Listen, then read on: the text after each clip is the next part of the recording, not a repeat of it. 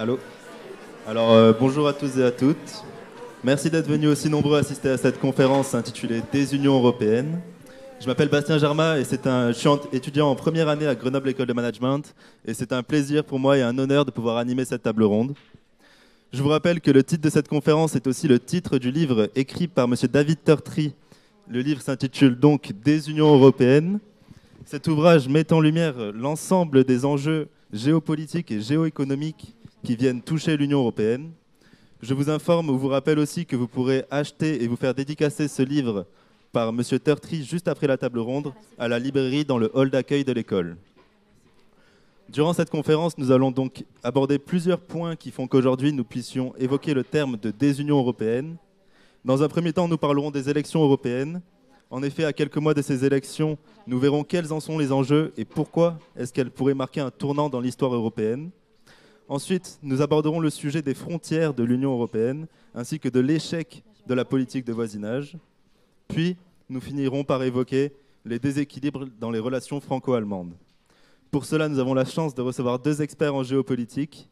Tout d'abord, à ma gauche, Cyril Brett, ancien élève de l'École normale supérieure, diplômé de l'Université de Moscou, agrégé et docteur, ancien élève de l'ENA et de l'Institut des hautes défenses nationales. Cyril Brett est haut fonctionnaire. Il travaille dans les industries de défense et enseigne depuis 10 ans à Sciences Po. Spécialiste de la géopolitique de l'Europe et de la Russie, il dirige le site de géopolitique eurasiaprospective.net et contribue régulièrement à des journaux tels que Le Monde, Les Échos et DiploWeb. Cyril Brett a publié plusieurs ouvrages philosophiques, mais son dernier livre est paru en 2018 et il s'intitule « Qu'est-ce que le terrorisme ?» Notre deuxième expert à ma droite s'appelle David Turtry. Il est docteur en géographie, spécialiste de la géopolitique russe et eurasiatique. David Turtry a été en poste en Russie pendant 4 ans en tant que directeur du Collège universitaire français de Saint-Pétersbourg. Il est chargé de mission à Expertise France. Il est également chargé de cours à l'INALCO et chercheur associé au centre de recherche Europe-Eurasie. Il dirige aussi le site russiegéopolitique.org. David Turtry participe chaque année depuis 2013 à la réalisation du grand ouvrage annuel intitulé « Images économiques du monde ». Il a aussi publié un ouvrage en 2010 qui a pour titre « Géopolitique de la Russie ». Et pour finir, son dernier ouvrage qui a été choisi livre du festival s'intitule « Des Unions européennes ». À présent, la table ronde peut débuter. Nous vous rappelons que vous pourrez poser vos questions pendant le dernier quart d'heure de la conférence. Nous allons donc débuter cette conférence avec notre premier sujet, qui est les élections européennes, qui se déroulent d'ailleurs, je vous le rappelle, dans toute l'Union européenne entre le 23 et le 26 mai. Cela fait près de 15 ans que c'est le PPE, le Parti populiste européen, qui assure la présidence de la Commission européenne. Cependant, durant cette mandature, il s'est passé beaucoup d'événements, entre autres le Brexit ou l'accès au pouvoir de partis eurosceptiques, comme en Hongrie ou en Italie. On peut donc se demander quels sont les enjeux de ces élections et pourquoi sont-elles à surveiller. Bonjour à tous. Merci beaucoup à Bastien Germain et à David Turtry de m'accueillir sur cette table ronde. Les élections européennes. Donc, je reprendrai et détournerai l'expression du Premier ministre indien sur les élections législatives en Inde. C'est un grand festival, non pas de géopolitique, mais de démocratie.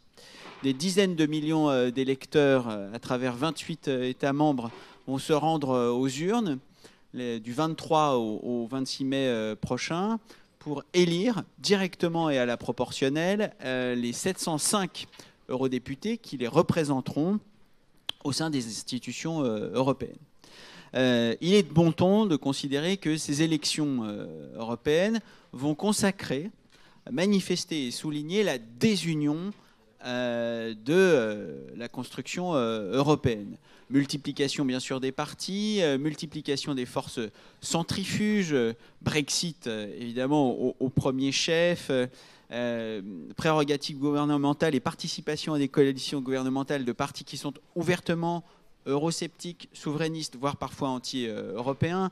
C'est le cas en Hongrie où le Fidesz, tout en appartenant non au parti populaire pas populiste, européen défend des thèses particulièrement hostiles à la solidarité européenne. C'est le cas également en Pologne, où le parti PiS, droit et justice, fait l'objet évidemment d'attaques et retourne les attaques. Donc ça, c'est le haut de l'affiche, si vous voulez, des élections européennes. Les forces centrifuges, PiS, Ligue du Nord, donc Salvini, Orban contre Macron, Merkel, le sortant Juncker, et donc union contre désunion. Mais ça n'est que la surface des choses, et il faut aller au-delà et voir que dans ces débats européens, dans la structuration de la scène politique européenne, dans la structuration de l'offre politique européenne aujourd'hui, avec ce débat repris à des fins marketing par les deux grands adversaires,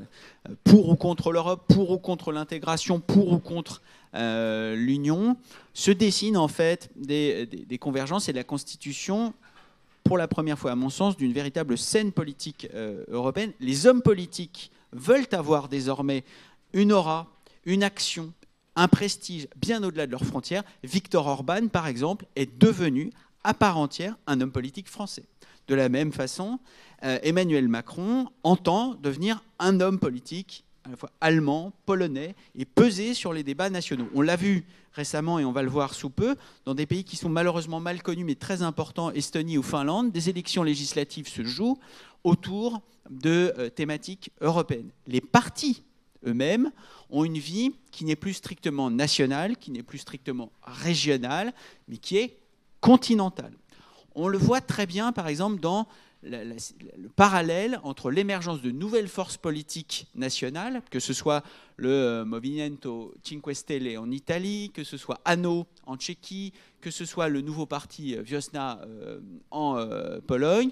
Ce sont des forces nouvelles à l'échelon national qui entendent être également des forces nouvelles sur l'échiquier européen. Et de ce point de vue-là, la campagne électorale ne se finira pas le soir de l'élection, le soir du dernier jour de l'élection, le 26 mai. C'est la constitution des groupes, la constitution d'une géopolitique des groupes parlementaires européens qui va s'engager à partir du 26 mai au sein du Parlement européen, qui sera déterminant pour évaluer le degré d'union et le degré de désunion, le degré de constitution des coalitions et le degré de recomposition des coalitions à l'échelon européen qui va être déterminant. Je prendrai deux partis que je qualifierais d'orphelins. Le parti PiS, donc le parti qui est au gouvernement et également à la présidence en Pologne, qui a une forte filiation démocrate chrétienne, en tout cas extrêmement catholique, et qui pourtant n'appartient pas au groupe, dans la présente mandature, qui n'appartient pas au groupe démocrate chrétien classique, le PPE. Il a constitué son propre groupe, donc l'Alliance des conservateurs et des réformateurs européens, ACRE, et il va être frappé de plein fouet par le Brexit, avec le départ de son allié britannique.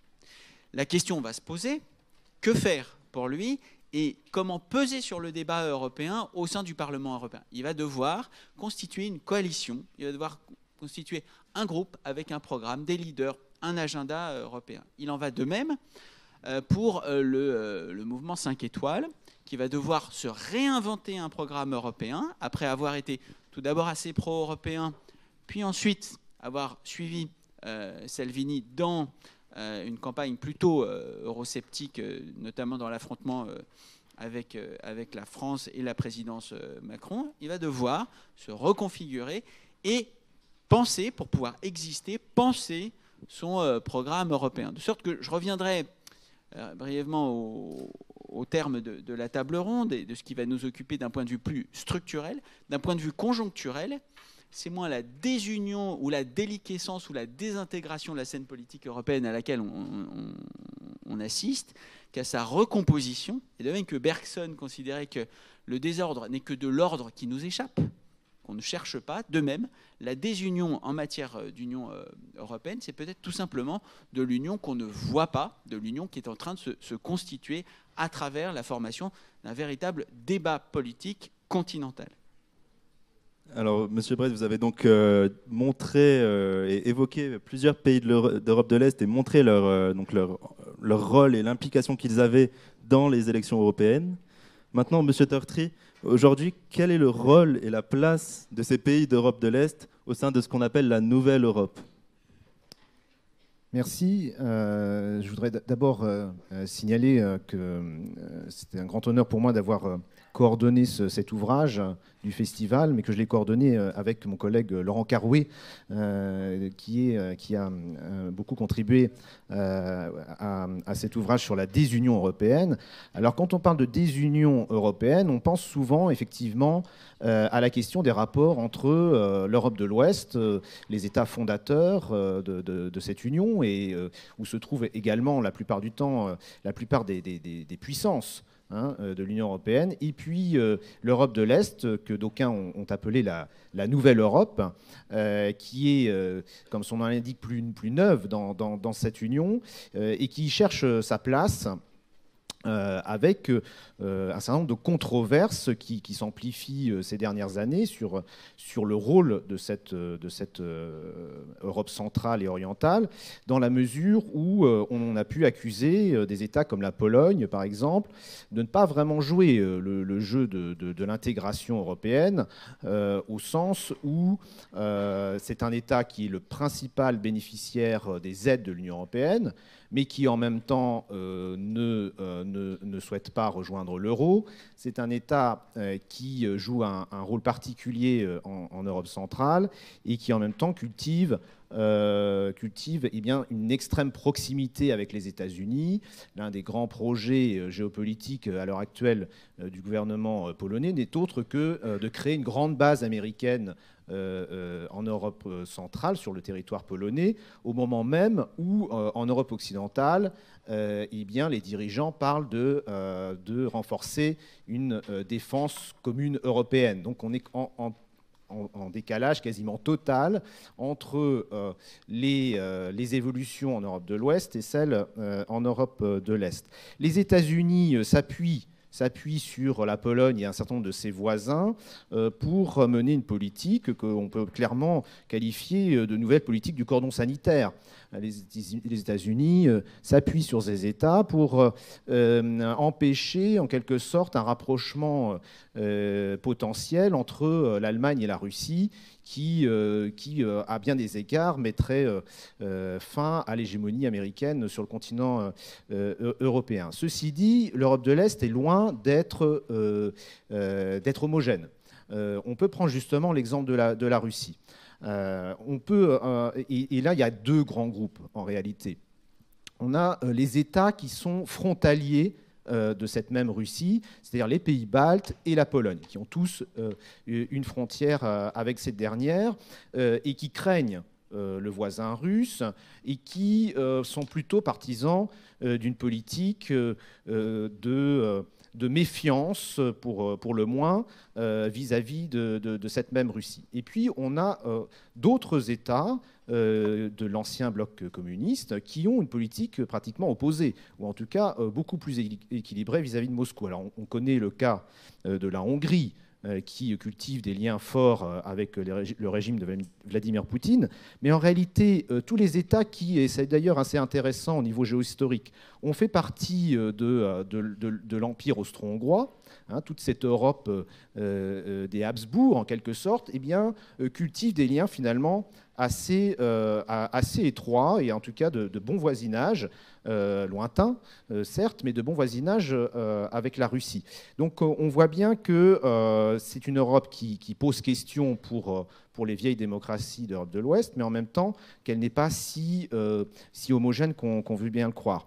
Dans le même Et par ailleurs, on a pu la désigner comme le foyer des populismes. Alors Cyril a bien montré qu'en réalité, c'est loin d'être le cas et que les populismes en Europe de l'Ouest sont tout à fait, se portent très bien. Ceci dit, il y a un véritable malaise plus général en Europe de l'Est. Et ce malaise, il est lié sans doute à la place qui a été faite à cette Europe dans le système européen. L'élargissement à ces pays, au-delà de l'idée européenne, il a eu des objectifs très concrets. Notamment, ça a été la possibilité pour les grandes entreprises européennes de délocaliser. de délocaliser auprès de populations avec des coûts de main-d'œuvre faibles.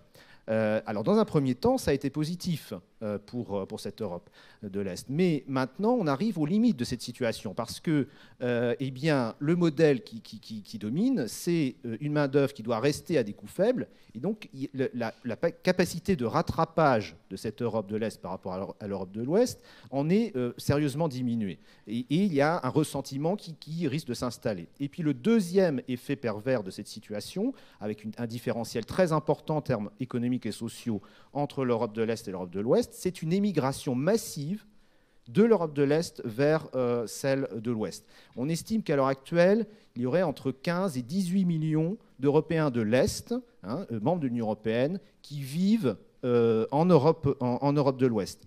Un État comme la Roumanie a perdu 20% de sa population en 25 ans. C'est pratiquement de l'ordre de l'exode. Et ce sont en plus des pays où la natalité est très faible.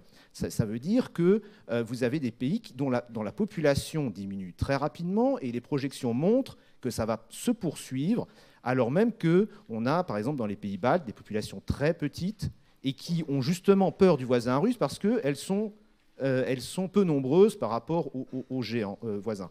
Et ça pose de graves questions, à tel point qu'on entend déjà, à l'heure actuelle, certains responsables de l'Europe de l'Est qui remettent en cause la libre circulation, mais alors cette fois-ci, pas dans le sens de l'entrée, c'est-à-dire de l'immigration, mais de l'émigration. C'est-à-dire qu'un certain nombre de responsables se posent la question, est-ce qu'on ne devrait pas mettre des limites à l'émigration de nos citoyens vers l'Europe de l'Ouest? Donc on le voit, beaucoup de questions qui se posent sur la relation entre les deux grandes parties du continent. Très bien. Maintenant, nous allons aborder le sujet de l'Italie plus amplement. En effet, M. Salvini s'est rendu à Varsovie pour rencontrer le PiS, qui est donc le parti du président polonais eurosceptique. Peut-on dire que le groupe de Visegrad s'étend vers l'Ouest ? Alors, cette question de l'Italie est en fait faussement occidentale. La démarche de Salvini, fortement médiatisée, il a lancé sa campagne quasiment avant tout le monde, pose la question justement de cette espèce de cousin de province qui était considéré avec beaucoup de condescendance. Voilà. À l'Ouest, ceux qui savent, ceux qui ont la richesse, ceux qui vont expliquer à ceux qu'on persiste à appeler aujourd'hui encore les nouveaux États membres, ça fait 15 ans, à expliquer ce qu'ils doivent faire, ce qu'ils doivent penser et quel est le projet européen. Le pari de Matteo Salvini, le pari de Marine Le Pen, avec lui, qui embraye avec lui, c'est de se réapproprier certaines des thématiques, certains des malaises, qu'a très bien décrit David, et de proposer un agenda européen qui soit alternatif et qui soit différent. Le grand projet continental de Matteo Salvini, c'est d'opérer une jonction avec Viktor Orban et d'opérer une jonction avec le PiS de Kaczynski. Il s'est rendu à Varsovie, il a fait venir Viktor Orban fin août à Milan, dans son fief, pour porter sur le devant de la scène européenne certaines des revendications du groupe de Visegrad. On peut s'interroger, c'est mon cas, sur l'hétérogénéité, sur la viabilité de cette coalition qui, à mon sens, est très largement optique, qui recouvre des désaccords de fond, aussi bien sur la politique russe que sur la politique européenne, que sur la politique d'immigration. Mais l'Italie aujourd'hui, l'Italie de Salvini et de Di Maio, a désenclavé en fait certaines des thématiques du groupe de Visegrad. Le groupe de Visegrad n'est plus le nom seulement de revendications qui sont régionales ou qui sont strictement limitées à l'Europe de l'Est. S'il y a un mérite à cette campagne-là, c'est de porter sur le devant de la scène ce qui, pour le moment, n'était pas dit. Comment faire en sorte qu'on puisse se débarrasser de la condescendance à l'égard des pays d'Europe centrale et orientale et de répondre à leurs préoccupations. Préoccupations, je prendrai un seul exemple, qui ne sont pas prises en compte pour le moment et que l'intégration européenne doit prendre en compte. Lorsque je faisais, il y a bien longtemps, beaucoup trop longtemps, au siècle dernier, mes études, la construction européenne était abordée sous un angle habermasien. Comment dépasser l'État-nation? Comment se passer de l'État-nation? La souveraineté nationale, ce concept obsolète, débile, provincial, comment le dépasser? Eh bien, en 2004, avec la Pologne, la Hongrie, sous des gouvernements qui n'étaient pas, à l'époque, souverainistes, qui n'étaient pas le PiS, sont revenus dans l'Union européenne des pays qui étaient d'autant plus attachés à leur souveraineté nationale qu'ils venaient de les reconquérir. Après des éclipses de décennies et de décennies, en raison de l'impérialisme autrichien, de l'impérialisme russe, de l'impérialisme prussien, bien évidemment, de l'impérialisme soviétique. Et donc, en fait, ce qui est revenu sur le devant de la scène avec des accents très manifestement xénophobes, très manifestement anti-islam, c'est la question des souverainetés nationales. C'est la question de l'articulation entre construction européenne et donc mise en commun de certains attributs de la souveraineté nationale pour un but qui, moi, me semble tout à fait positif, et le respect des souverainetés nationales. Et on l'a bien vu dans le débat de 2015 sur l'accueil des migrants, des demandeurs d'asile, pour la Hongrie et pour la Pologne, qui n'étaient pas exposés directement à un accueil massif. Qui veut émigrer en Hongrie en 2015 ? Très peu de personnes. La question de l'immigration était l'autre nom pour les débats nationaux du respect des souverainetés nationales. De sorte que, je reviens à la question que vous m'avez posée, Bastien. Oui, l'Italie de Salvini a opéré une jonction tactique, assurément, avec le groupe de Visegrad, qui, à mon avis, ne peut pas tenir sur le long terme, parce que les préoccupations du groupe de Visegrad sont déjà composites à l'intérieur, mais sont en plus très différentes de celles de l'Italie. Il n'échappera à personne que les pays membres de ce groupe ne bordent pas la Méditerranée. Je sais, c'est un festival de géopolitique, mais parfois certaines évidences sont nécessaires. Il me semble que ce rapprochement doit nous interroger et doit faire l'objet d'une réappropriation dans le débat citoyen et dans le débat politique, parce qu'il repose à nouveau frais ce qui est considéré comme évident à l'Ouest et qui n'est pas du tout évident à l'Ouest, qui est à l'Est, pardon, qui est une meilleure articulation entre respect des souverainetés nationales et construction européenne. Très bien. À présent, nous allons discuter de la politique européenne de voisinage, aussi appelée PEV. Lancée en 2004, elle vise à soutenir et à favoriser la stabilité, la sécurité et la prospérité des pays frontaliers de l'Union européenne. La Commission européenne a reconnu que cette politique avait été un échec compte tenu des événements de ces dernières années, notamment l'essor du terrorisme, l'essor des extrêmes, la violation des droits de l'homme dans certains pays. La Commission européenne a donc pris la décision de remodeler cette politique. Que pensez-vous de la nouvelle politique de voisinage et est-ce pour vous déjà un échec ?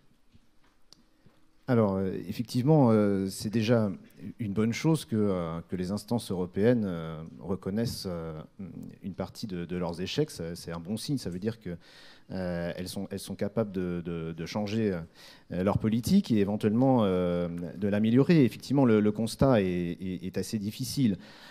Si on prend les relations de l'Union européenne avec les deux principales puissances qui sont à ses frontières, c'est-à-dire la Russie et la Turquie, ce n'est un secret pour personne qu'elles se sont dégradées pour des raisons différentes dans les deux cas, mais se sont dégradées fortement ces dernières années, et ceci alors même qu'on a une Russie qui veut jouer un rôle à sa taille, on va dire, sur le continent asiatique, en dehors de toute structure euro-atlantique, alors même que la Turquie, comme vous le savez, avait une politique totalement opposée. Elle est membre de l'OTAN historique et elle avait pour objectif de rejoindre l'Union européenne. Donc on voit deux pays qui avaient vis-à-vis de l'Union européenne une stratégie a priori totalement opposée, mais qui en arrivent quasiment au même degré de relations extrêmement difficiles vis-à-vis de cette même union. Alors évidemment, les torts sont sans doute partagés, mais ça pose déjà d'importantes questions quant à la viabilité de cette politique de voisinage. Et puis, ce qu'on peut constater aussi, c'est sur le flanc sud de l'Union européenne, on a des puissances européennes qui se sont beaucoup plus investies, semble-t-il, dans une politique de changement de régime, dont on connaît les résultats en Libye ou en Syrie, que dans un véritable partenariat fort avec le flanc sud de la Méditerranée. On voit que l'Union européenne, finalement, à l'heure actuelle, l'élément le plus structurant de sa politique vis-à-vis du sud de la Méditerranée, c'est sous-traiter le problème des migrations. Ce qui pose un grand nombre de problèmes par ailleurs en termes de respect des droits de l'homme. La France, quant à elle, joue les pompiers dans le Sahel ou en Centrafrique pour stabiliser des foyers d'instabilité. Mais tout ça, c'est plutôt de la politique de court terme. Ça n'est pas un véritable partenariat qui est offert aux voisins sud. Et on s'aperçoit de manière assez logique qu'un certain nombre d'États africains et d'États aussi du sud de la Méditerranée commencent à regarder ailleurs. Pour faire vite, la Chine pour les investissements, la Russie éventuellement pour la sécurité. Donc tout cela pose quand même beaucoup de questions à cette Union européenne. Et je remarquerai que dans un autre domaine, mais qui est tout à fait lié, on est frappé par l'ampleur des investissements des grandes firmes européennes en Asie orientale. Il y a des flux d'investissement tout à fait énormes qui s'y déversent.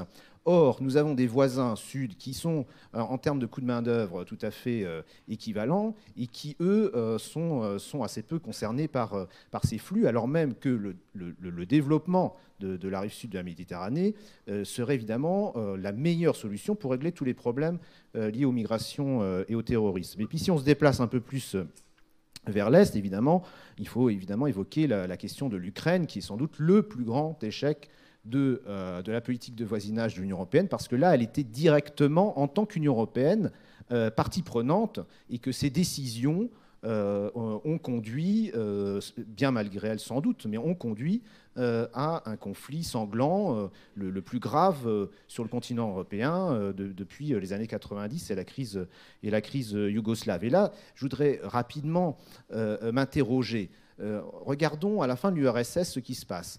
La fin de l'URSS, on a donc les États post-soviétiques aux frontières de la Russie. Et la question qui se pose, c'est une sorte de triangle entre la Russie, ses États voisins, et les puissances extérieures.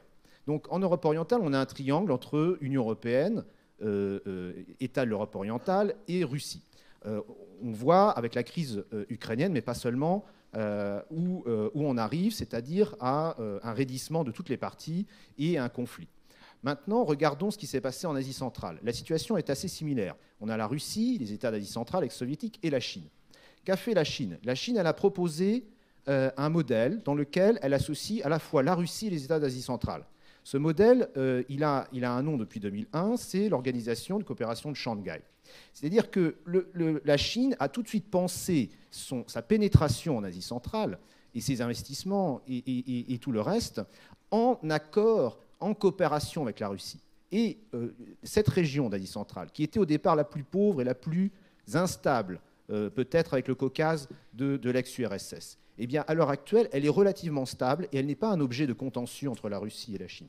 Sans doute, l'Union européenne aurait dû proposer un dialogue de même nature à la Russie, c'est-à-dire un triangle Union européenne, Europe orientale et Russie. Et j'ajoute que ça n'est pas seulement dans l'intérêt des Européens ou des Russes, c'est en premier lieu dans l'intérêt des Ukrainiens, des Moldaves et des autres, dans la mesure où on les met devant un choix qui est un choix impossible. Ces États, ces peuples, ils ont des relations très intenses avec la Russie, historique et actuelle, et ils ont des relations de plus en plus intenses ou très intenses avec l'Union européenne. Pourquoi leur imposer un choix qu'ils ne peuvent pas faire et qui relève de l'absurdité ? On le voit par exemple en Moldavie, ce petit État. La Moldavie a signé un accord d'association avec l'Union européenne en 2014. 2 ans plus tard, en 2016, les Moldaves élisent un président pro-russe dont le programme, c'est de rejoindre, le programme annoncé en tout cas, c'est de rejoindre l'Union eurasiatique. Dans le même temps, les Moldaves maintiennent à la tête du gouvernement une coalition pro-européenne. Il y a une cohabitation difficile entre un président pro-russe et un gouvernement pro-européen. On le voit, ces divisions, elles traversent ces sociétés et elles ne leur permettent pas un développement correct. On s'aperçoit par exemple que les niveaux de pauvreté dans cette zone, Moldavie, Ukraine notamment, ont atteint des seuils très très élevés. C'est en partie aussi parce qu'on ne leur propose pas un cadre intégrateur avec la Russie, mais qu'on est dans une situation d'opposition généralisée. C'est l'un des très grands enjeux de la refondation de la politique extérieure de l'UE dans les années qui viennent. Pour continuer sur le même sujet, nous allons discuter maintenant d'une autre initiative d'union lancée par l'Union européenne, qui est le partenariat oriental. Lancé en 2009, ce partenariat lie l'Union européenne, ses États membres, ainsi que 6 pays d'Europe orientale qui sont l'Arménie, l'Azerbaïdjan, la Biélorussie, la Géorgie, la Moldavie et l'Ukraine. En échange de la réalisation de réformes politiques et économiques dictées par Bruxelles, au sein de ces pays, l'Union européenne s'engage à mettre en place de nouvelles relations contractuelles, des accords de libre-échange approfondis et pour finir, des mesures visant à assouplir le régime des visas.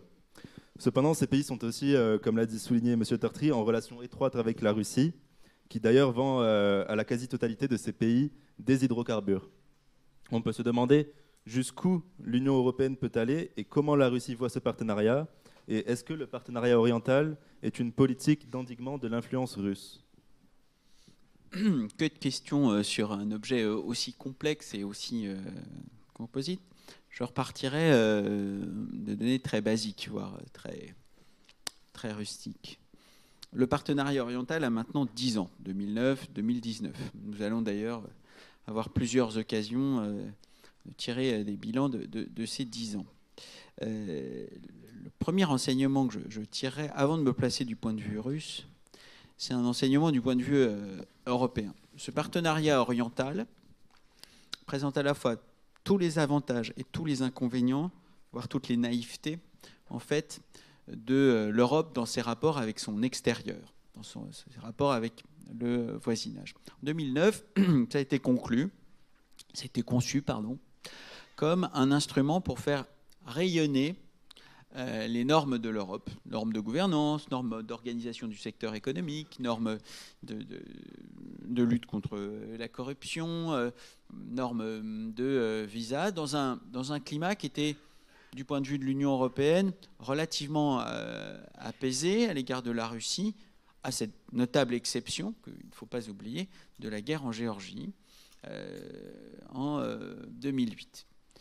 Et ça présente tous les avantages, c'est-à-dire la puissance de normativité, la puissance d'attraction de l'Europe sur ses frontières orientales. Et ça présente également toutes les naïvetés de l'Union européenne concernant son voisinage, concernant ses frontières, concernant le dépassement du système de relations internationales fondé sur des frontières, sur la force, sur le rapport de force et sur l'équilibre de la force. En 2009 et pendant très longtemps, jusqu'à en fait la manifestation critique de la crise en Ukraine, l'Europe a considéré que le partenariat oriental était une de ses grandes politiques, qui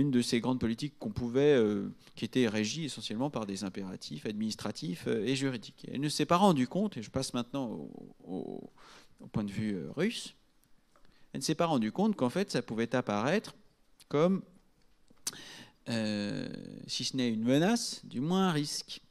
Elle ne s'est pas rendue compte, contre l'évidence, que ce partenariat oriental était conclu avec d'anciennes républiques de l'Union soviétique, donc Azerbaïdjan, Arménie, Géorgie, Ukraine, Moldavie, et que donc la Russie pouvait la considérer comme un empiètement, une volonté d'expansion, et que le mimétisme avec l'expansion et l'extension de l'OTAN en Europe était très rapidement fait. On se demande d'ailleurs si ce point de vue-là, pour les concepteurs de cette politique, un bref week-end à Moscou n'aurait pas permis de déminer les choses.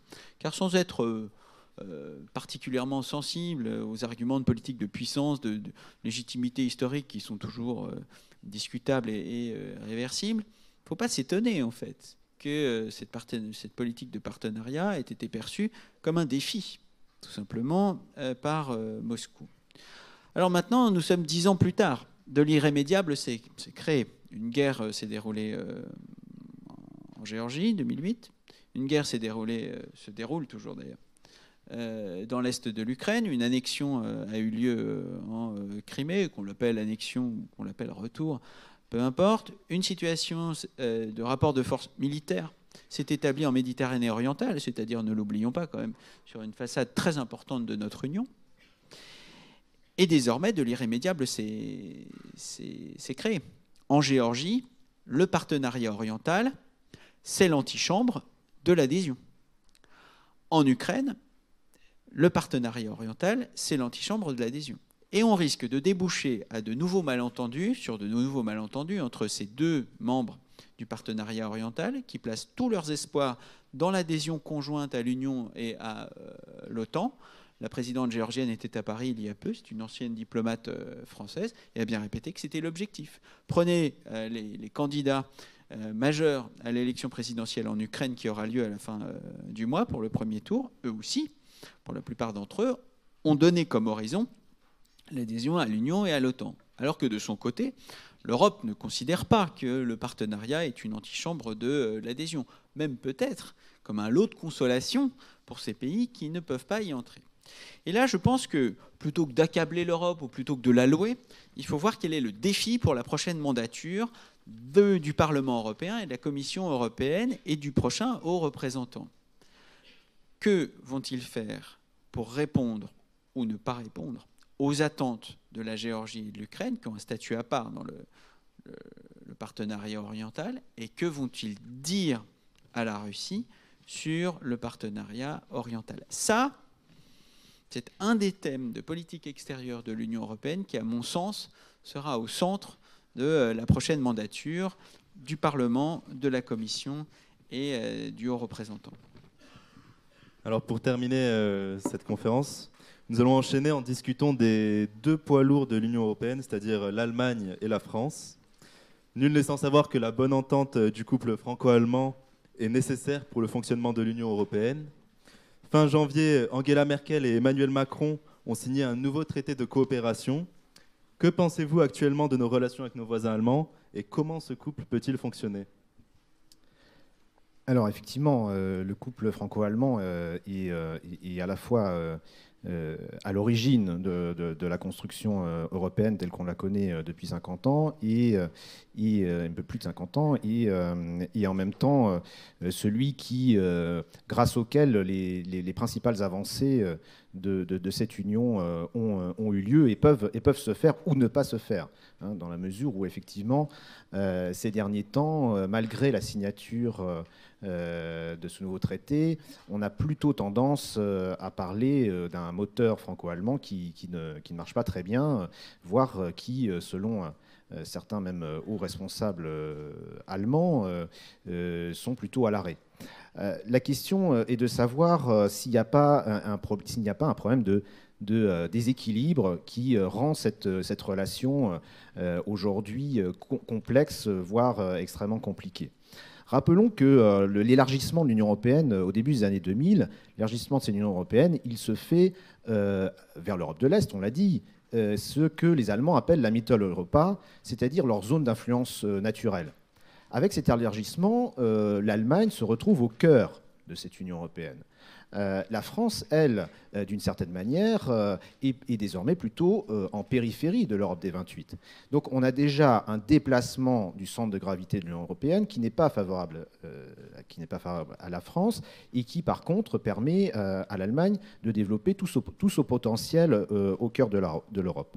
Dans le même temps, rappelons qu'avec l'adoption de l'euro, dont certains, comme mon collègue Laurent Carouet, font l'analyse que l'élargissement d'une certaine grande zone marque. Alors c'est peut-être un petit peu rapide, mais tout de même, la façon dont est géré l'euro et le cours de l'euro, on le sait, dépendent très largement de la santé de l'économie allemande, ce qui pose un certain nombre de questions. Les institutions européennes, en septembre dernier, Libération titrait l'Union n'est pas européenne, elle est allemande. Alors on peut difficilement accuser Libération de pousser de nationalisme.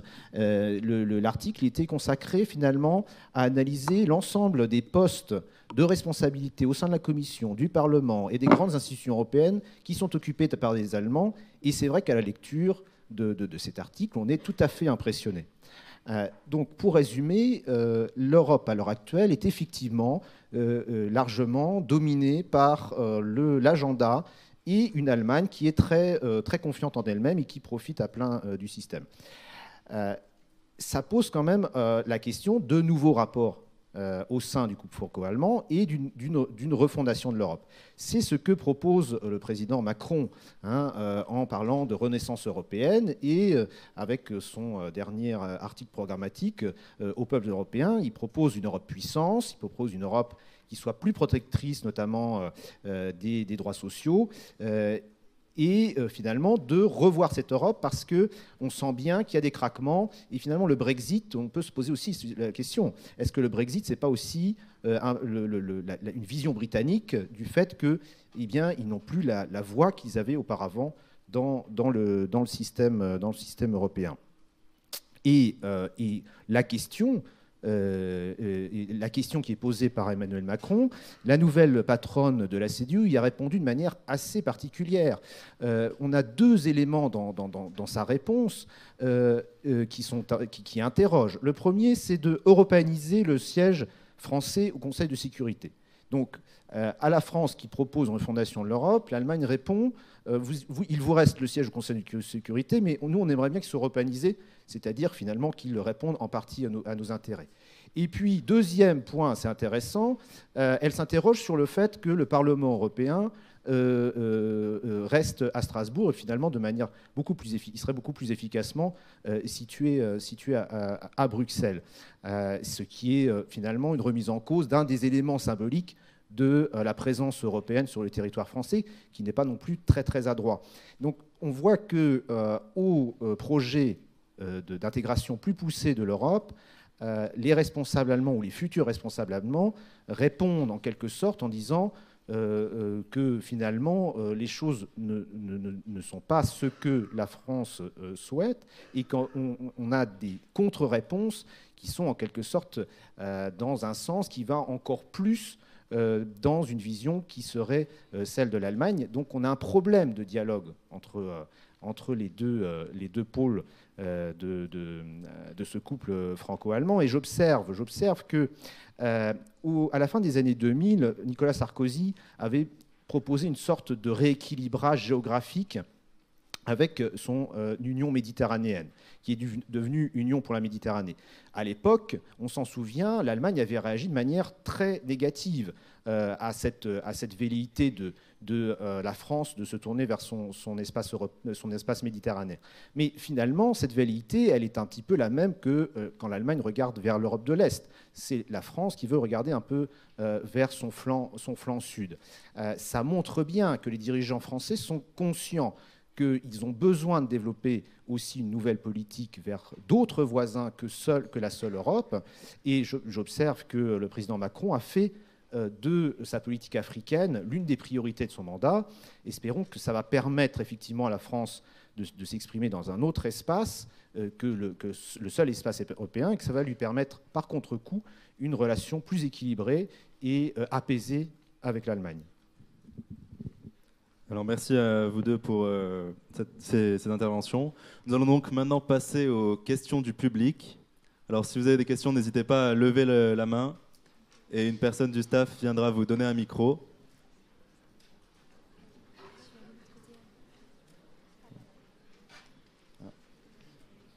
Ouais.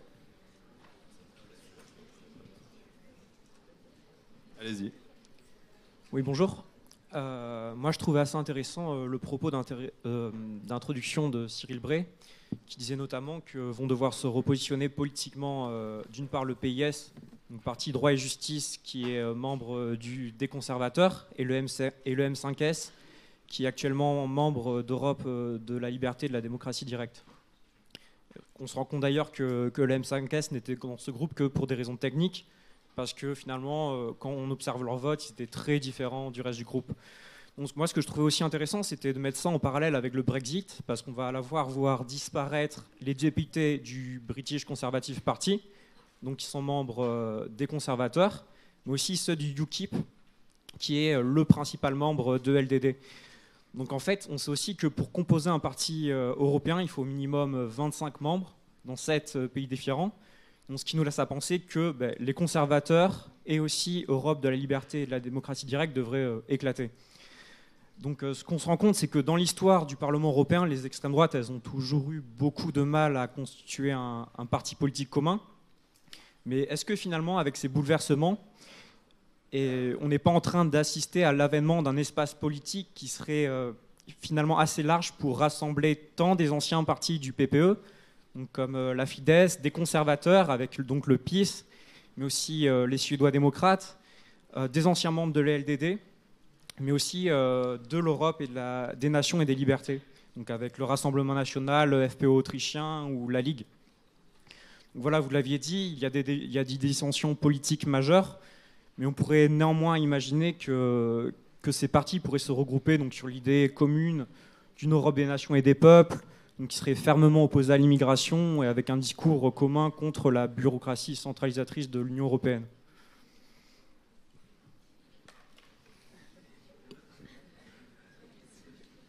Bon, je vois qu'on aurait dû avoir un troisième panéliste. Je pense que... Enfin, je ne peux pas vous dire que je ne trouve pas votre question intéressante, je la trouve captivante, puisque c'est ce sur quoi j'ai écrit depuis des mois. La question est, y aura-t-il un bloc, y aura-t-il un groupe? Vous avez très bien mentionné les conditions juridiques et les conditions numériques pour qu'un groupe se constitue au Parlement européen. De ce point de vue-là, les critères juridiques et les critères numériques seront respectés. Il suffit de regarder les différents sondages. La Ligue et le Front National auront le contingent pour dépasser très très largement les 25. Et les micro-partis d'États membres envoyant moins d'eurodéputés à Strasbourg et à Bruxelles permettront numériquement de le faire. Je pense que maintenant, il faut s'intéresser aux critères qualitatifs. Dire une Europe respectueuse des souverainetés nationales, dire une Europe respectueuse de son héritage et de son identité chrétienne, dire une Europe qui n'est pas islamisée ne suffira pas pour faire une plateforme ou un programme politique unifié et ne suffira pas à surmonter les dissensus classiques entre les partis politiques que vous avez mentionnés. Je vois 3 grands points d'achoppement de constitution de ce bloc qu'on appellera nationaliste, qu'on appellera souverainiste ou qu'on appellera anti-européen si on est dans une dimension plus politicienne. Le premier, il a été très abondamment analysé, notamment par David, c'est la Russie. Ce groupe ne peut pas avoir de position commune sur la Russie. La proximité à la fois politique affichée et économique entre la Russie et la Hongrie, mais aussi, on le néglige beaucoup trop souvent, la Russie et l'Italie, ne peut pas rallier quelques partis polonais ou baltes que ce soit, pour les raisons qui ont déjà été énoncées. Deuxième point d'achoppement entre ces différents partis, la place de l'identité chrétienne et donc plus largement la place de la religion dans l'identité européenne. Au sein de ce groupe qu'on rassemble trop facilement sous le nom de nationalistes, cohabitent des partis qui ont un héritage catholique chrétien très fort et d'autres qui sont parfaitement laïcisés et sécularisés. De ce point de vue-là, les déclarations à l'emporte-pièce de certains responsables hongrois ne doivent pas faire illusion. Et troisième point, c'est celui de la solidarité, et là, de la solidarité financière et donc de la redistribution via les fonds structurels à l'intérieur de l'Europe. Ça a été rappelé, l'élargissement de 2004, notamment pour la Pologne, a été fondé sur un deal, a été fondé sur un échange, beaucoup de fonds structurels qui contribuent aux investissements d'infrastructures en Pologne en échange d'une main-d'œuvre à bas coût. Ça n'est évidemment pas l'agenda de la Ligue, et ça n'est pas non plus l'agenda du Rassemblement national. Je crois que j'ai dit Front National, ça montre mon état civil. Ça n'est évidemment pas le sens de partis qui, à l'intérieur de leurs échiquiers politiques nationaux, militent contre des politiques redistributives. Donc, sur ces 3 points, il me semble qu'on va trouver des points d'achoppement qui rendent impossible une unification de ces partis. Et je ne parle même pas de ce que vous avez à juste titre mentionné, c'est-à-dire les rivalités de personnes, les rivalités de leadership qui sont exprimées durant les précédentes mandatures. Donc merci beaucoup pour cette question. C'est un point essentiel à surveiller dans la campagne, lors de l'élection et lors de la formation des groupes. Est-ce que vous pourriez faire le point ?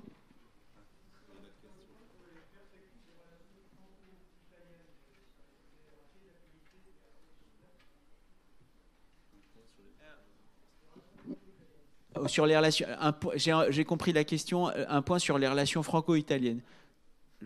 Où êtes-vous, monsieur? Ah, excusez-moi. Oui. Alors,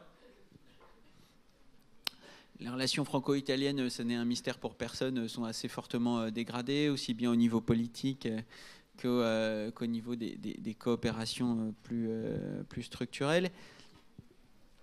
Je ne rappellerai pas le point de vue français sur l'ingérence dans l'échiquier politique national. C'est le point de vue de Paris, il est parfaitement légitime. Je voudrais simplement qu'on adopte 2 secondes le point de vue de Rome. Qu'est-ce qui se passe dans la crise migratoire? Qu'est-ce qui se joue encore une fois dans cette crise migratoire de 2015? Du point de vue des autorités italiennes et pas seulement du point de vue des partis revendiqués comme extrémistes ou souverainistes, il se passe un double langage de la part de Paris.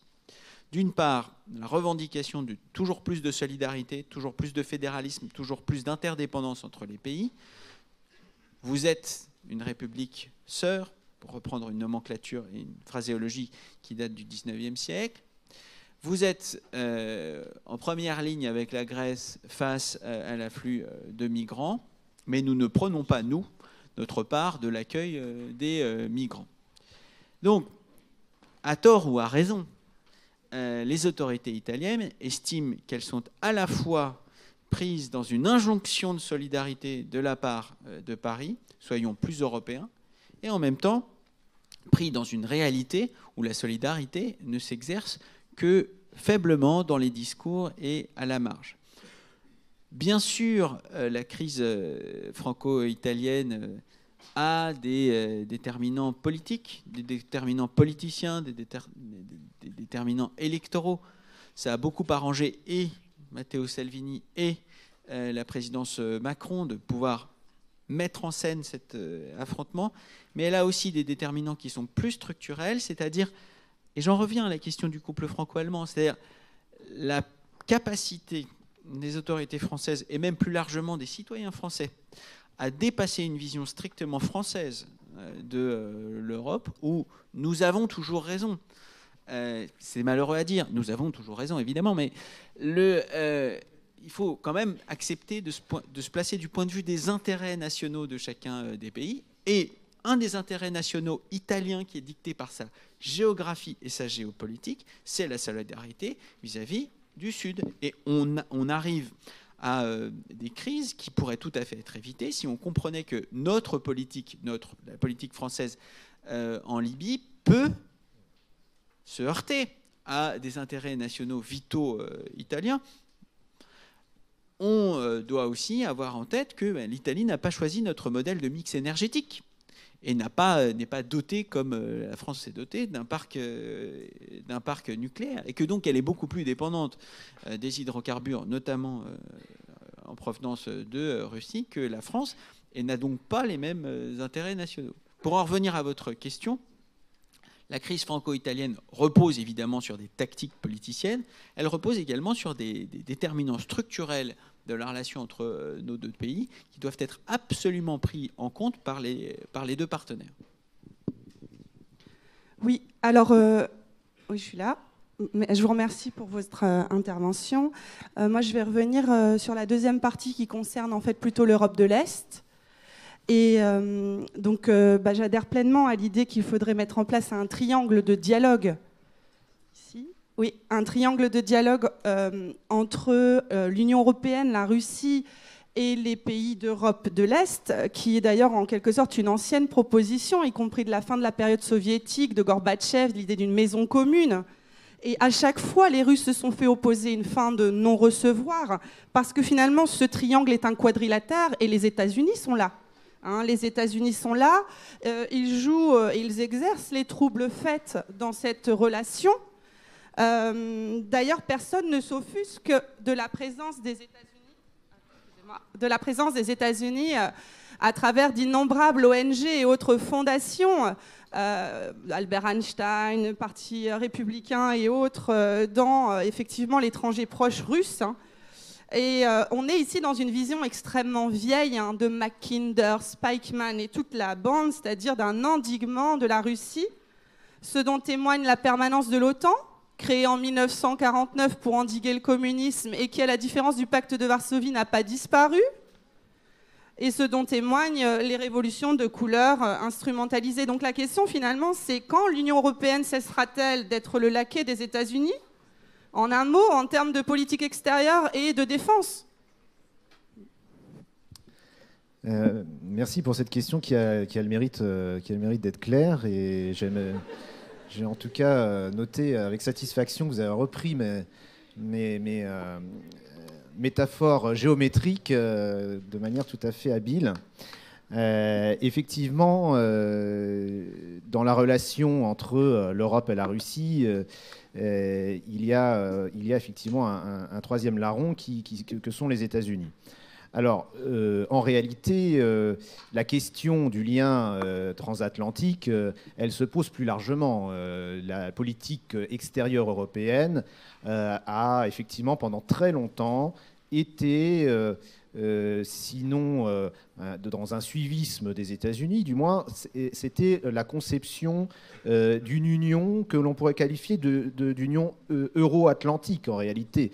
On peut dire d'une certaine manière qu'il faudrait que cette union euro-atlantique devienne véritablement Union européenne. Et je pense que ça pourrait effectivement régler un certain nombre de problèmes. Alors, la question qui se pose aux élites européennes, c'est que finalement, c'est assez confortable de toujours regarder vers Washington pour, en gros, définir quelles sont les grandes priorités de la politique extérieure. Il y a une ligne qui est donnée et finalement, on en module un petit peu les grands éléments sur le continent européen.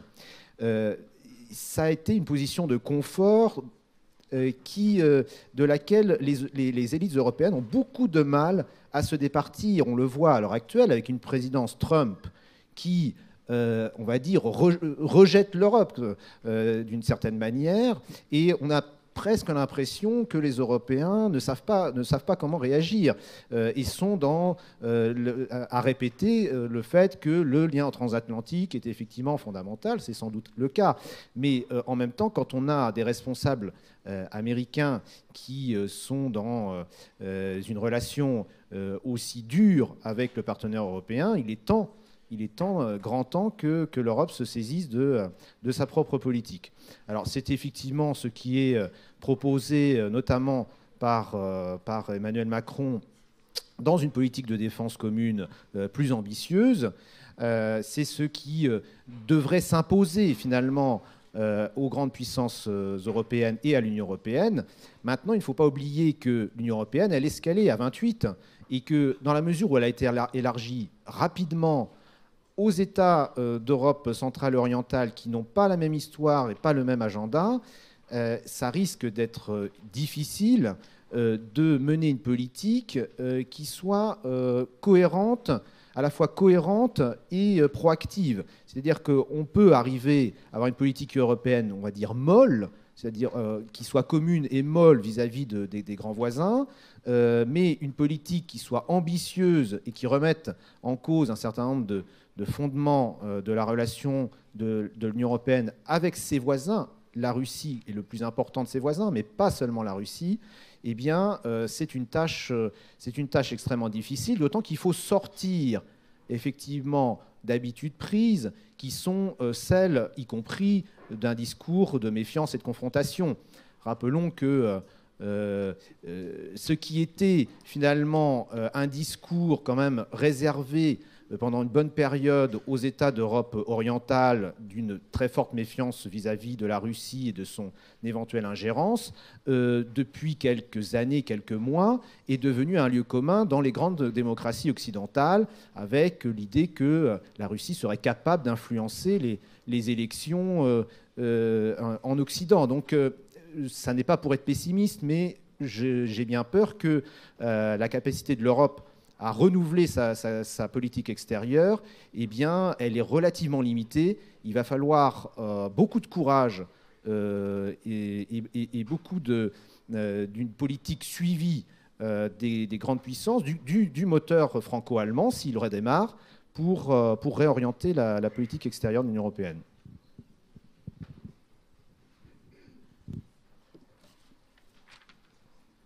Très bien, alors c'est donc la fin de la conférence.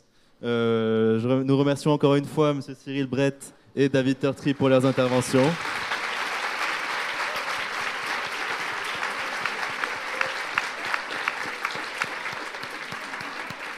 Je vous rappelle que David Tertry sera d'ici 15 minutes à la librairie dans le hall d'accueil de l'école pour dédicacer son livre. Et je vous souhaite à tous une bonne journée.